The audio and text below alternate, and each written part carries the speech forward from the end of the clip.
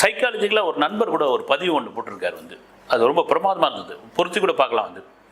எப்பவுமே இந்த உயரம் குறைவாக இருக்கிறாங்க பாருங்க, அவங்களுக்கு வந்து பொதுவாகவே வந்து ஆண்களுக்கு ஒரு தாழ்வு மனப்பான்மை உண்டு. எப்பவுமே உயரம் குறைவாக இருக்கிறவங்களுக்கு ஒரு உயரமான பெண்கிட்ட நம்ம போய் பேச முடியாது, ஒரு ஒரு ஒரு உயரமான பெண்ணை பார்த்து நம்ம நேருக்கு நேர் பேச முடியாது. இந்த குள்ளமானவர்களுக்கு கொஞ்சம் அந்த அந்த உண்டு.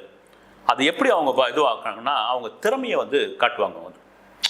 அவங்க வந்து கோபத்தை வந்து தன் திறமையில வந்து வெளிப்படுத்துவாங்க, தன் செயலில் வெளிப்படுத்துவாங்க. அதான் சொல்லுவாங்க பாருங்க, குள்ளமார்கள்லாம் பெரிய கெட்டிக்காரன்டான்வாங்க. இஷான் கிஷன் அப்படி தான் எனக்கு தோணுதுன்னு அவர் அந்த பதிவில் சூப்பராக போட்டிருக்காரு வந்து. நீங்கள் பல பேரை சொல்லலாம் வந்து, அண்ணா உட்பட பல பேரை நம்ம சொல்லலாம். ரொம்ப சொல்லுவாங்க உயரம் கம்மியாக இருக்கிறவங்க மூளை அதிகம்பா அப்படின்வாங்க.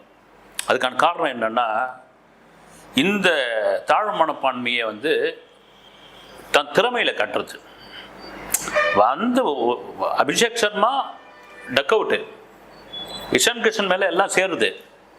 அதை தாண்டி எடுத்தோடனே ஸ்பின்னு கொடுக்குறீங்களா நீங்கள், வாங்க நான் பார்த்துட்றேன் அப்படின்னு சொல்லி அடிக்க ஆரம்பிச்சது தான் அந்த கிரவுண்டில் 4-6 அது 77 ரன்னு.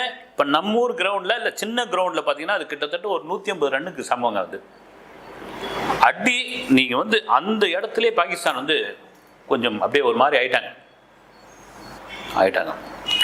வடிவேல் மீம்ஸ் நான் ஒன்று பார்த்தேன், ரொம்ப பயங்கர சிரிப்பாக இருந்தது அந்த மீம்ஸ். நீங்கள் தெரியும் உங்களுக்கு வந்து, வடிவேலும் முத்துக்காலையும் போயிட்டு இருப்பாங்க. ஒரு டீ கடையில் ஒருத்தர் வந்து பேப்பர் படிச்சுட்டு இருப்பார். அப்போ முத்துக்காலை, உங்களுக்கு என்ன பேப்பர் படிக்க தெரியாதுன்னா, உங்களுக்கு இதுவாக இல்லையான்னா சேரில் உட்கார வச்சு, உங்களுக்கு என்ன கால் இல்லையான்னா கால் மேலே கால் போடுங்கன்னு சொல்லிட்டு, அண்ணனுக்கு ஒரு டீ இவருக்கு ஒரு டீன்னு அந்த நபர் அப்படி சாய்வார், வடிவேலை சாஞ்சி பின்னாடி இருக்கிற சேக்கெட்டில் விழுந்துருவாப்புல.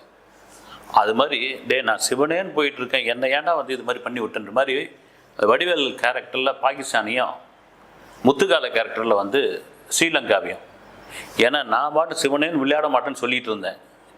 இந்த ஸ்ரீலங்கா ஜனாதிபதி ஃபோன் மேலே ஃபோன் போட்டு, ஏன் நீங்கள் வேறு உங்களுக்கு ஒரு 1500 கோடி ரூபாய் போகுது அப்படின்றதுக்காக என்ன ஏன் இங்கே வந்து கோத்து விட்டீங்க, இப்போ ஏங்க நாங்கள் வந்து அசிங்கப்பட வேண்டியதாக இருக்குது. அது ஒரு பக்கம் இருக்கட்டும்.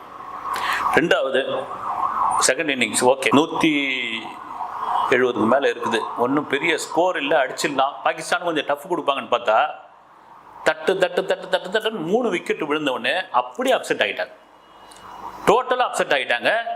இவங்க எந்த ஃபார்மில் எந்த முறையில் இந்த டீமை வந்து கொண்டு வந்தாங்க. ஏன்னா நான் திரும்ப சொல்கிறது தான் வந்து, ஒரு காலகட்டத்தில் பாகிஸ்தானில் மிடில் ஆர்டரை தாண்டி எல்லாருமே அடிப்பாங்க வந்து.